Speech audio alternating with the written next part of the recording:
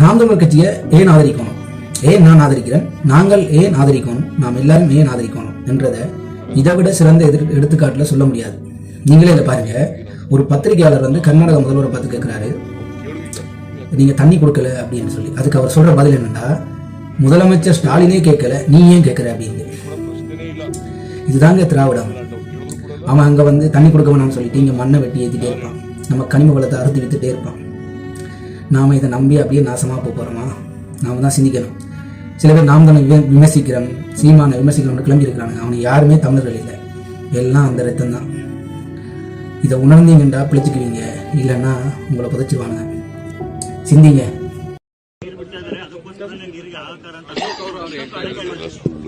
ಯಾರಾದ್ರೂ ನೀರು ಬಿಡ್ತೀವ? ನೀರಿದ್ರಲ್ಲೂ ನೀರು ಕೊಡೋದು ಅವೆಲ್ಲ ಸುಳ್ಳು. ಒಂದ್ ತೊಟ್ಟು ನೀರು ಕೊಡಲ್ಲ ತಮಿಳುನಾಡಿಗೆ. ನಮಗೆ ಕುಡಿಯೋ ನೀರಿಗೆ ನಾವು ಇಟ್ಕೊಳ್ದೇನೆ ಯಾರಿಗೂ ನೀರು ಕೊಡಲ್ಲ, ಮತ್ತೆ ಕೊಡಬೇಕು.